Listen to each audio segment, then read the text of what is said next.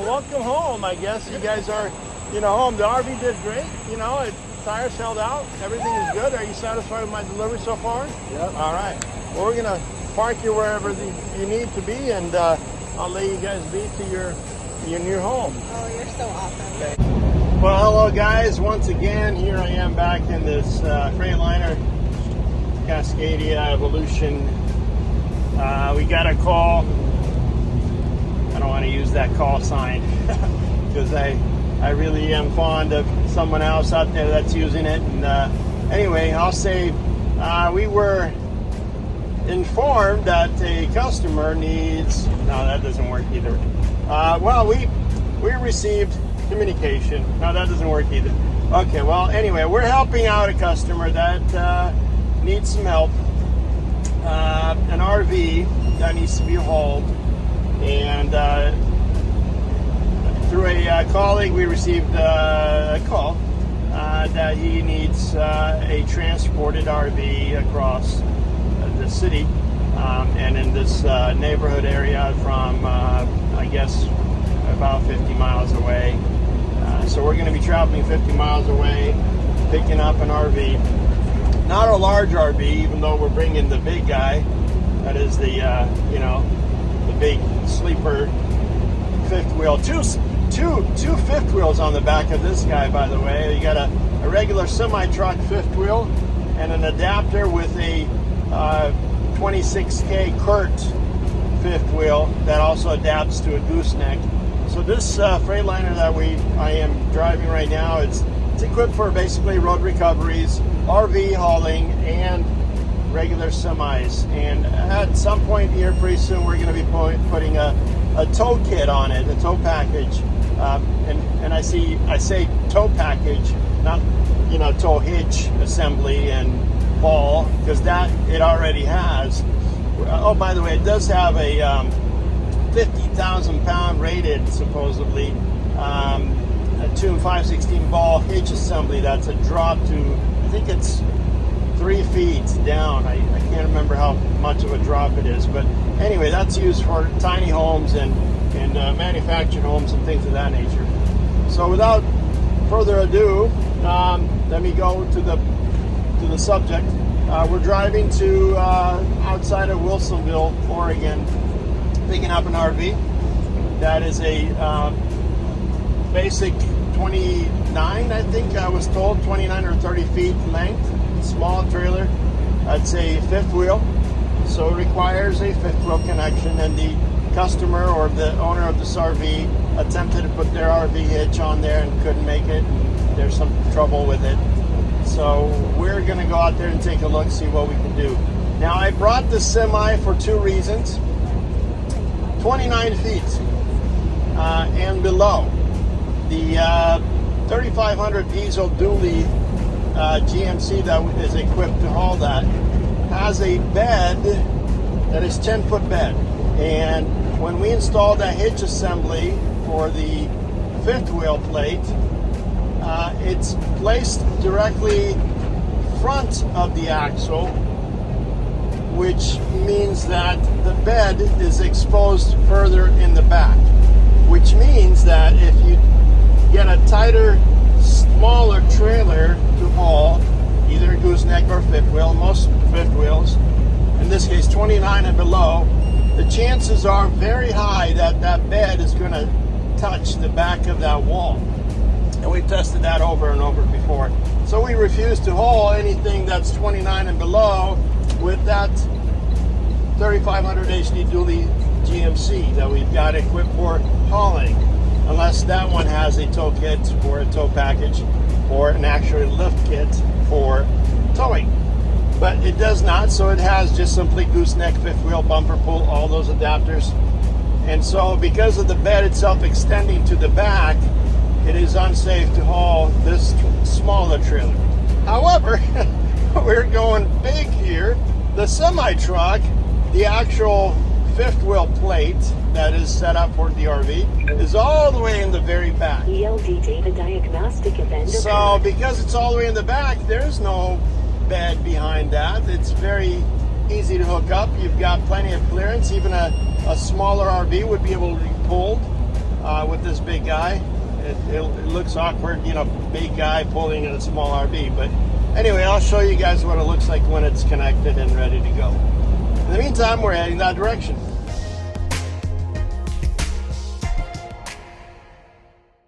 Well, we got here and we found this Sportsman fifth wheel trailer here parked at this location. We're waiting for the customer to arrive. We have some concerns. Wheels look to be quite deflated and old. We're gonna do a proper trip inspection on this thing before we take it off on the road. But we just got here. We're customers about 30 minutes away. We got here early. We're gonna inspect this thing before it goes on the road and try to make a full delivery safely. So we briefly walked over, checked out, briefly inspected the trailer. Got tires that are good tread on them. They're still holding. There doesn't seem to be a outside wall scrape or bulges or struggles. They generally are required to be about 80 psi's, 75, 80 psi's in air pressure. These are, as you can see, they're underinflated. The rear axle seems to be holding its lubrication, and it looks reasonable, except the front axle, as you can see, it's got some a tremendous amount of rust around the lug nuts as well as the hub. That suggests there's water behind that axle. This thing has been probably sitting for a while. Anyway, the tread is good. The PSI on the, you know, we're about 20-30 psi short of what's recommended. I guess we'll have to put some air in both of these tires. Again, they're recommended to be about 80 psi. 75, 70 psi is decent. 35 psi for radial trailer tires is not good. Outside of that, you know, we got a license plate in the back. It was registered in 2015. We got to tie down some things and make certain everything else up on top is decent. That there's not loose. You know, sometimes people put solar panels up there, and you never know what's up there. You know, when you deliver. The underneath, you can see there's these chalk blocks that are still attached. I didn't really mess with them yet. Not sure if they're glued on there or if they're just sitting there because, but I won't touch them until a customer gets here. But those are just wooden pieces of 4x4s that were cut to allow the landing gear to sit on so it does not dig into the dirt. I'm assuming they're probably just stuck there because they've been sitting there for a while, so a quick shift or kick or, you know, hit will bring those down unless they're bolted to it. You know, obviously you got the drains to make sure they're not damaged, the electrical connections. We're looking for things that are underneath, dangling on the underneath the frame. I don't see any of that. I do see the brake drums on the other side completely rusted out, so it suggests a lot of water was in, or this thing went through some water. But I can see the drums on the other side rust on the other axle. I'm a little concerned about this one here, but you know, what can we do? I mean, we're gonna try to make the transfer safely. You got at least one axle that seems to be on the outside decent. I'm gonna crawl underneath there and take a look. Landing gears, they're holding out. It looks like they had a fifth wheel bracket that was supporting the front nose. Obviously there's some imperfections here. As you can see, there's a little hole here. Must have just recently happened because it hasn't been patched up. There are, you know, brush and leaves and residue from I guess this weather here that's on top of the trailer, and a lot of different little small things, imperfections, like, you know, here's the trim coming apart. They probably sealed it at one point. Of course, the steps are still in or out, so they hopefully the customer shows up here and we're gonna figure that out, get it inside. I'm not gonna open the door. These axles, again, the tires are underinflated, so we need to put some air in them for sure. But they, on the outside, they look good. The inside drums they could definitely need some work.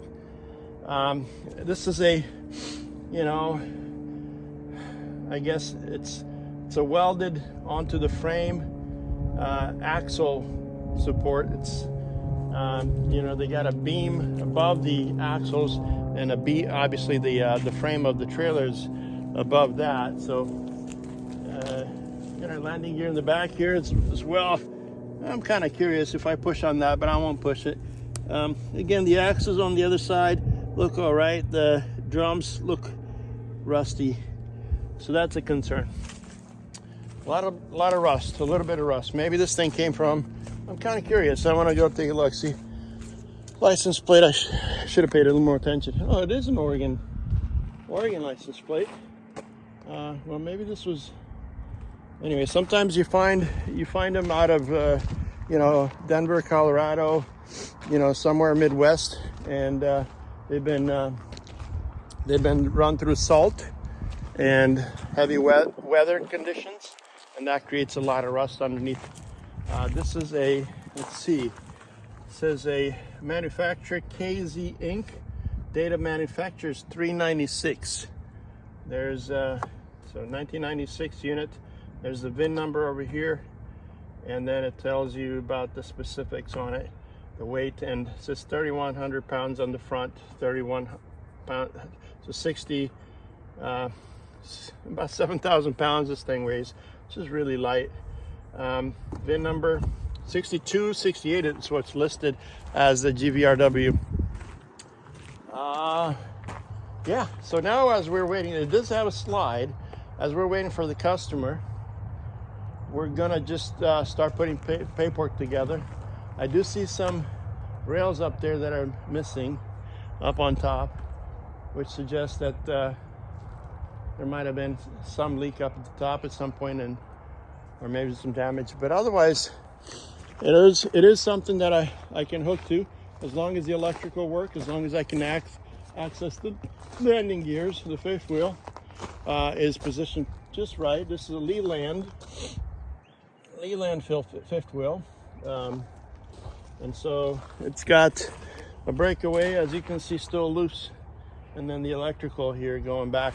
First thing you want to do is, obviously, when the customer shows up, here we're going to turn the propane off to make certain that inside there's no propane leaking outside, because that's a concern if you have a blowout on your tires.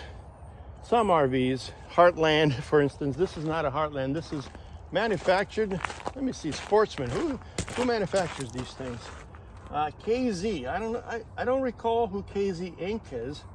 I'm assuming it was purchased by somebody, but anyway, it's an older unit. But my experience with every unit, there's imperfections here and there. I know we've experienced some imperfections with, is it Heartland or Keystone? I think Keystone puts together some crappy designs on axles, affecting the frame and the undercarriage. For example, if you're riding on or driving or pulling it and you got a blowout, those tires are going to blow out and explode. Inside the tires, there's these wires, as you know, that's what keeps the tire together. And so as you're slowing yourself down, if you have a blowout, those wires would either explode and fly everywhere, or they'll be attached to the last piece of the tire, because usually there's always a piece of the tire still dangling on, and it'll slap against the roof of the floorboard of the frame. And in some cases, the manufacturers, I believe Keystone puts out we used to own a Keystone 3770, forget what, anyway, the propane line is directly underneath that thing. Electrical is underneath the wheels. So if you got a blowout, it slaps up against, and it just keeps going, circle as you're slowing down, and it tears apart those propane lines. So if you got an actual line that's full of propane, guess what will happen if you get a lot of metal slapping against the hose? Well, it ignites, and you can have a fireball coming back behind you or flying off behind you, essentially as you're slowing down. So that's I would say that Keystone, I got to remember what trailer that was. It's a Keystone product, and that was a terrible design, especially with the axles and the lines underneath the frame directly above the wheels. And so, we're going to check to make sure propane is turned off. We're going to need electrical and lights on the back to be operational, and we'll get up and go here shortly.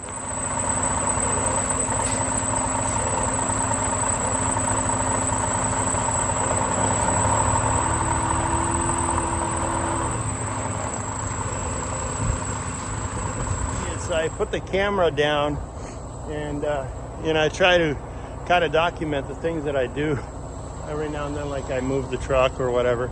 Well, somehow the camera knows when I'm not touching it or holding it, and it just stops recording. So anyway, recap, backed up the truck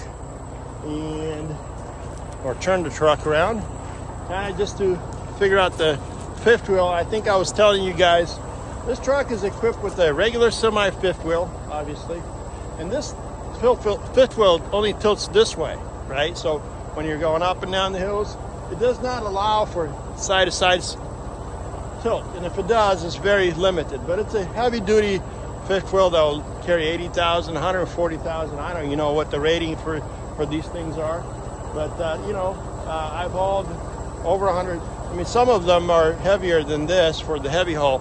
These are generally designed for semi-truck loads. This is a Kurt trailer fifth wheel that's designed for 26,000 pounds. Kurt 24. I believe it's 26,000 pounds maximum rating. It says Kurt 24 on there, so maybe it's 24,000 pounds. Anyway, this thing is attached to a bracket that we've installed. So 2 fifth wheels, and then you got, of course, the bumper hitch, reinforced steel plate adapter for bumper pull. So anyway, as you can see, the RV fifth wheel is lined up with the kingpin of the RV, only because, well, guess what? I had to deflate all the airbags. Generally, it would have been sitting like right about up here, but I deflated all the airbags, and now it's leveled, just perfectly lined up with the position of the RV, so it's flat, and it will once I put the air inside of it, it will lift up a little bit, so it'll tilt a little bit. But this gives me the option to get underneath it, just slightly get underneath it, just perfectly. And then obviously, I may not even need, once I inflate the airbags, I may not even need to adjust or to deal with the landing gears, because they'll lift up, and that way I can just pull the pins out in this case and just manually adjust those things without hydraulic power inside if the batteries don't operate. So the good thing about airbags is that you can do a lot of cool things with them. By deflating them, you can lower down and get underneath the things, and then inflating them will lift up the airbags and lift up whatever you're hooked up to it, almost like a tow truck, but it only gives you about maybe half a foot, maybe to a foot clearance. So you can make that happen with low boys. With some trailers, you can adjust using the airbags. In this case, this is just simple RV pull. So again, we haven't touched the unit yet. The customer's still on his way. I do see the tires need inflation. Like I said earlier, I did crawl up there. I got a little glimpse on top from the ladder, and it looks, just leaves up there. Doesn't look like there's any bicycles or any objects up there that would fly off. But I am a little concerned. I want to make sure the lights work. I want to make sure that axle is going to roll and not break off as we pull, because it looks like welded with rust. And the way I say welded with rust, meaning it's been sitting and rusting for a while, and that is concerning. Air in the tires we can always put, inflating the tires, but when the axles are rusted out, got my trusted flashlight, I'm going to crawl underneath there to take a look, see how much of a damage there is, how much rust there is on the back plate of the drums. My only concern is this one right here. So with that, oh, by the way, I do see that they probably use it quite a bit. The heater itself is, you know, that's just a little black soot coming from it. So it's a nice trailer overall. Waiting for customer, and then we can get hooked up. I'm underneath this trailer. I want to show you guys what I'm looking at. This is a simple trailer axle design. You know, you've got a 6,000 pound axle here with drums in the back, obviously with the wheel itself, the calipers and all that electrical lines going to it, and then going to obviously the front, and then you know, the brake controller would adjust that. But what you're looking for is the brake drums, the rust itself, and anything that's literally visible that's cracked is a concern. Obviously, look at these rivets, these bolts. They're very rusted and very concerning. Obviously, that's what's holding this rest of the wheel in place.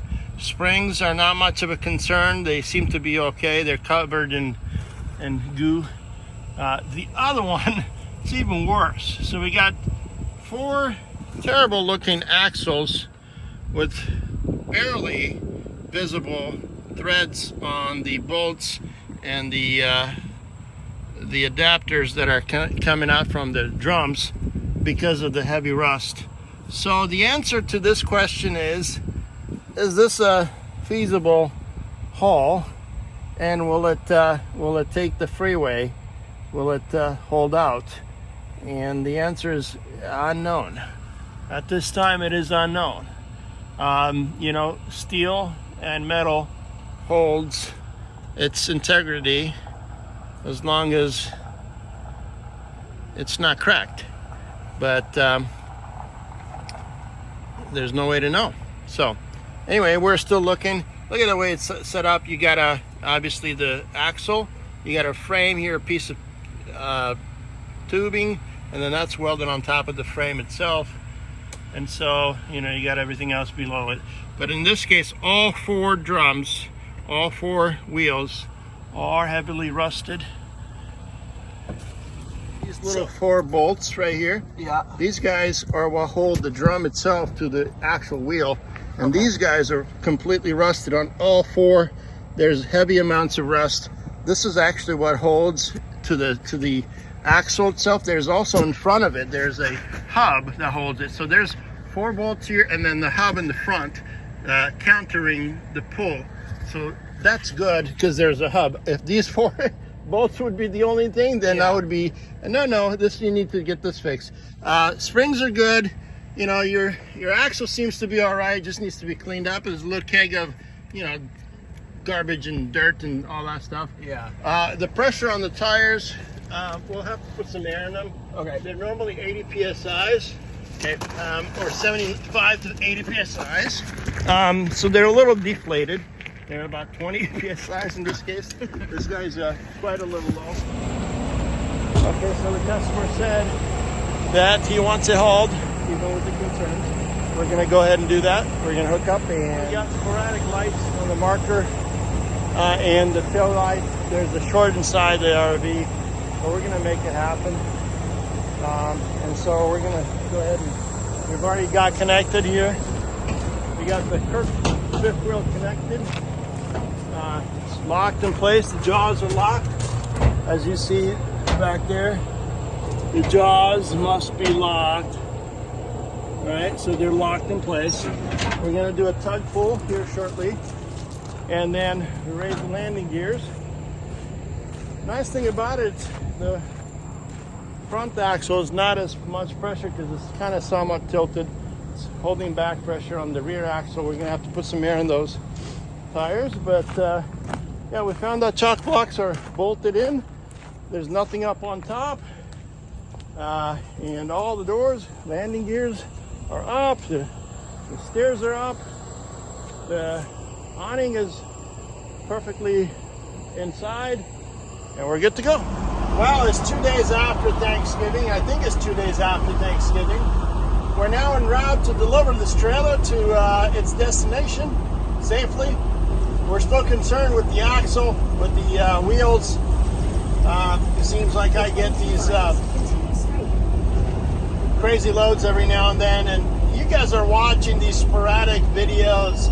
These are intermittent videos that depict only some, rough videos that are not normal, meaning tows or hauling that is not just a regular hook and drop, or maybe going to picking up a brand new RV or a brand new trailer, or maybe hauling some cargo that's general. I'm always trying to present a perspective that is outside of the norm. And so here we are. This trailer has terrible axles, a lot of rust around them, a lot of rust around the drums themselves, the bolts. But we're doing 55. We're going, watching our speed. We're going to be pulling out here really quick. We're kind of almost halfway to our destination, and we're going to inspect the wheels, the axles, the tires, to make certain that they're still holding out and there's no concerns that we need to address on the road. But with everything that you got on the road today, you got to do your due diligence to make certain that you're safe and you take every precaution you can in lieu of all the circumstances that you deal with. You're never going to find a perfect load, a perfect trailer, a perfect car. Everything is always a little bit off. But figuring out how to make it all work takes a little bit of courage, takes a little bit of thinking outside of the box, intuition, observation, and a little bit of skill. So here we are. We're going to make a quick stop to inspect the load and then carry on our way to get this delivered. Yeah, guys, so I did an inspection on the road here, and tires are holding out. However, I recognize there's no lights. So, one more thing here as we go down the road. There's no lights on the back of the trailer. The electrical, there's a short somewhere. If we talk about it, maybe the lights come on. I was actually back there with the customer who's thankfully they're behind me, following me, because this is going to be their home, and so they're basically piloting the rear, and I noticed my lights on the truck are signaling. I've got all electrical, everything is good to go, except when I was out there, I noticed the tail lights on the unit are not operational, and marker lights, as I observe, come on and come off. So there's definitely a short somewhere between the harness, the electrical harness, and the unit itself. That needs to be looked at. What that means is I got no signals, no lights, as normal with the trailer itself, and regardless of my wireless blinkers, the traffic is not able to know which way I'm going, especially if it gets dark. So I didn't bring my portable lights. I have wireless blinkers, but not portable lights to signal direction. Thank God that these nice customers, the owners of this unit, are following me behind and giving me some clearance, so that way traffic 2 days after Thanksgiving minds their own business. So with that in mind, I did crawl underneath it, inspected the drums, inspected the flange, inspected the tires. Of course, the tires are low, and everything else looks okay. The bolts are still holding out. There's no loose bolts. Again, we're only doing 55 miles an hour. So with that in mind, this is the halfway point to make the drop, and we'll continue on our route. Right, we have arrived at our destination safely with the tires still on, the axle still on, the unit still connected. We are here at, oh gosh, this is RV Troutdale or Wood Village RV Resort. These fine folks are going to be taking home stead here. Fifth wheel did an amazing job. It allows for tilting left and right, so you can feel the unit lift and tilt. Unlike this guy does not, you know, it just keeps it steady.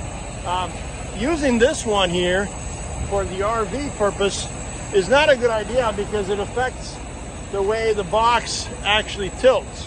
So when you put something like this together, it allows for the tilting so the RV itself does not, you know, the box won't break. Eventually you can break this box because if you use the normal fifth wheel.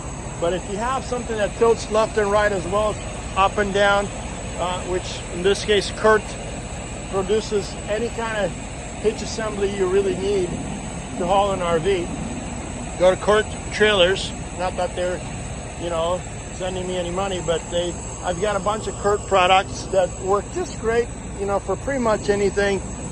Gooseneck, you have to get the adapters. And here we are with the. Are you guys okay being on camera?